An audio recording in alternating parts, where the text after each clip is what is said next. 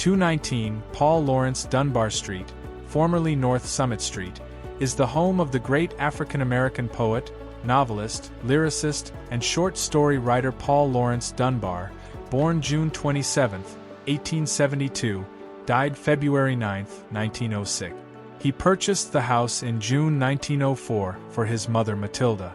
It is an 8-room brick house on a quiet street. Moving back from Washington, D.C., after separating from his wife, Alice Moore Dunbar, he eventually moved into the house with his mother. The house was built in 1887 to 1888 by Samuel Chadwick, a businessman and developer in Dayton. The house had several owners before Dunbar purchased it. By the time Mr. Dunbar moved in, he was ill with tuberculosis, which he succumbed to, as well as battling alcoholism. He passed in the house in 1906. Matilda lived the rest of her life in the home, keeping everything just as her son had left it. She joined her son in death on February 24, 1934. The house was purchased by the state of Ohio in 1936. The same year it was dedicated as the first state memorial to an African American. In 1962, it was declared a National Historic Landmark and became part of Dayton Aviation Heritage Park in 1992. Dunbar wrote as a child and published his first poem at 16 in a Dayton newspaper. He served as president of his high school literary society. His most popular works were written in the Negro dialect, associated with the antebellum South, although he also wrote extensively in Midwestern regional dialects like James Whitcomb Riley. He became more well-known after high praise of William Dean Howells, the distinguished editor of Harper's Weekly. He is buried at Woodland Cemetery in Dayton, not far from his friends Orville and Wilbur Wright. They graduated from Central High School together and were lifelong friends. The Wrights published his newspaper, The Tatler. At the back of the house is a barn where Mr. Dunbar, as his popularity and fame increased, escaped to when he needed to take a rest or write. On Edison Street around the corner, adjacent to the property is the Visitors Center, which has many of his personal items such as his christening gown, formal attire, his bicycle gifted to him by Orville and Wilbur, and some of his beloved books.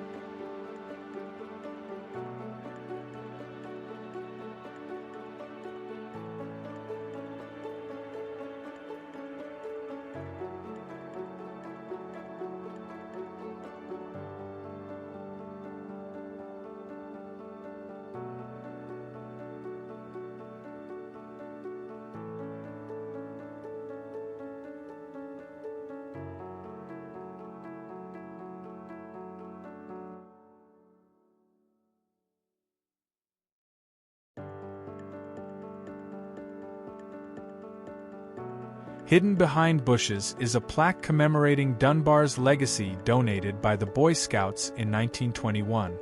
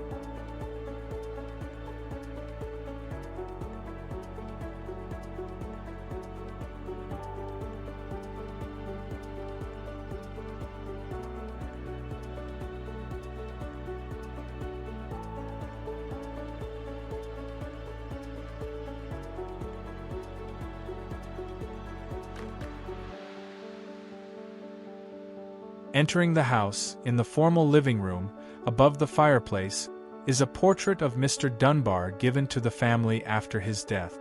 The house had gas lighting, and also had, for the time, state-of-the-art hanging systems for pictures which eliminated using nails. The wallpaper covered the walls as well as the ceilings.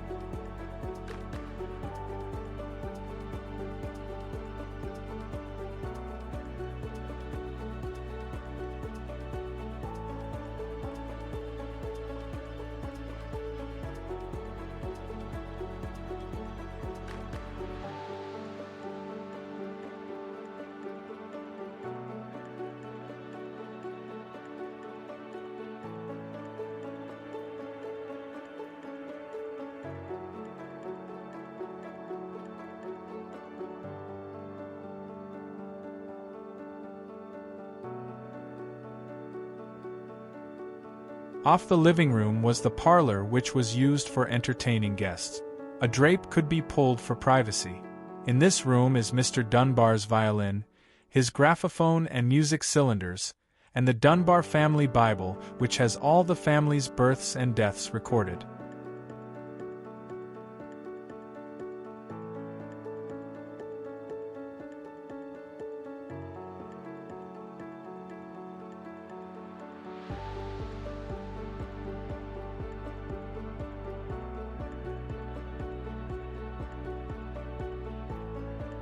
Mr. Dunbar's mother, Matilda, was an emancipated slave from Kentucky. She came to Dayton to be with her mother and grandmother. Here she met Paul's father Joshua. They had 2 children, Paul Laurence and Elizabeth Florence, who died in infancy.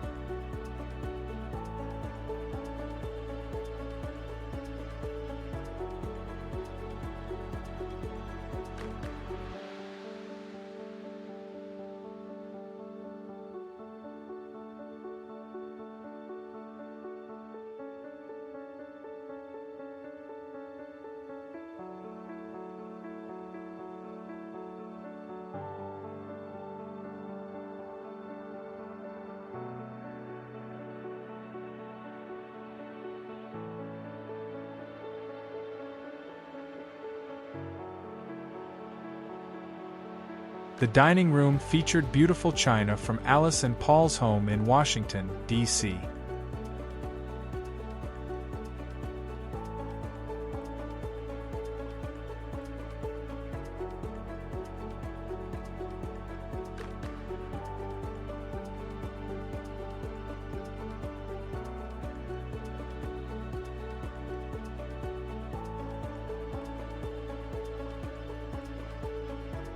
The kitchen was one of Matilda's favorite places to be.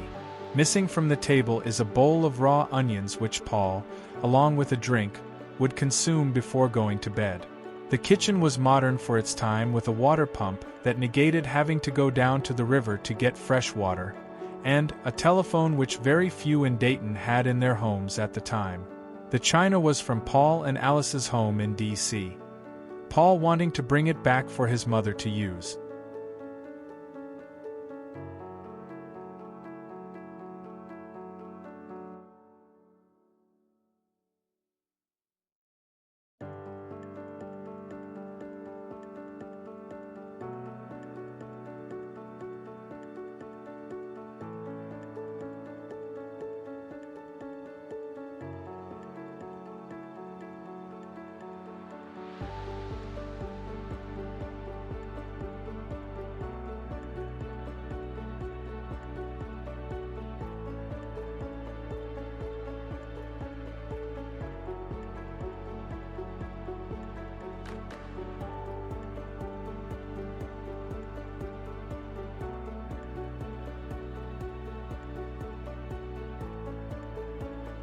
The stove had pipes running to the pump, and the steam would provide hot water for baths and cooking.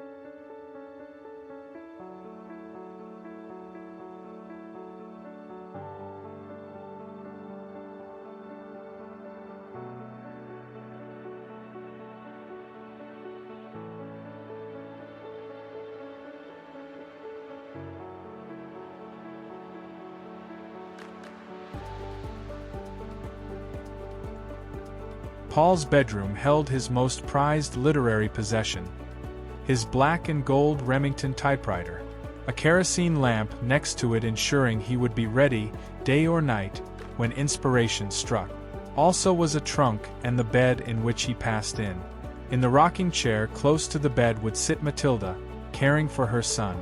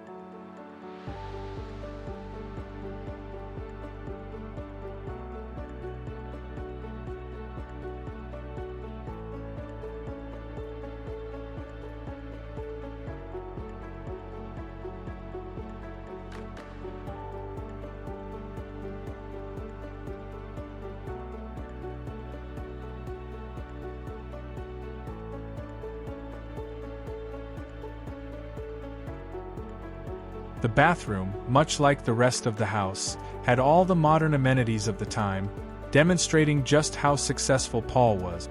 On the sink, in a cup, is his toothbrush just as he left it.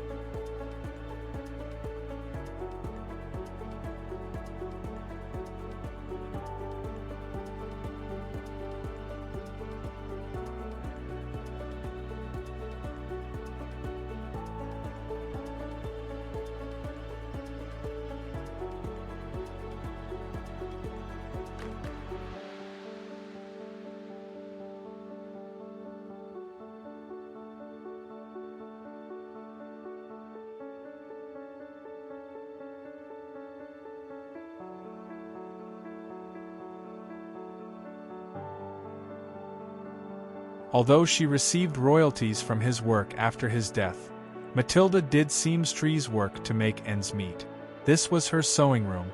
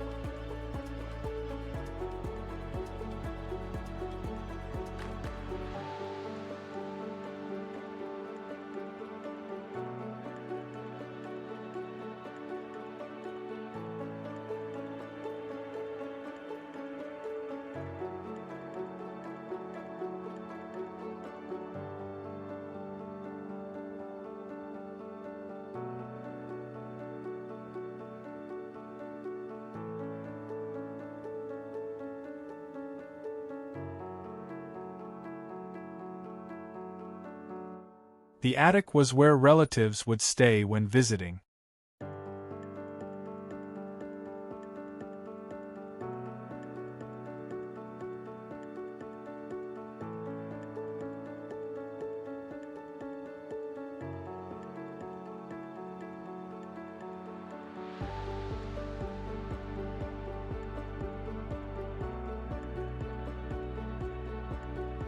Matilda's room held one of her many rocking chairs with her cane tucked away behind it.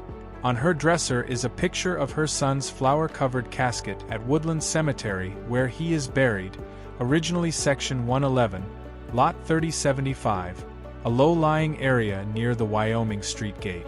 It was moved in 1909 to a more prominent location on a hill to ensure his resting place was more accessible and visible to visitors, Section 101, Lot 3465.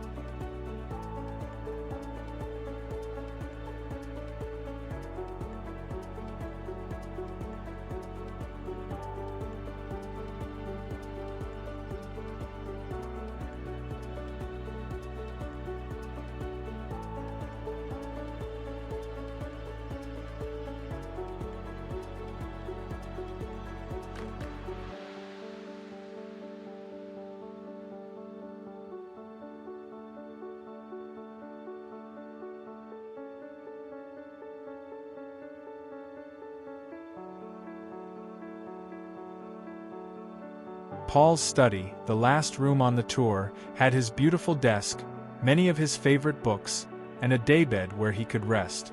He would communicate with editors, friends, and the great minds and movers and shakers of the time while sitting at this desk. Luminaries such as Booker T. Washington, Frederick Douglass, and Theodore Roosevelt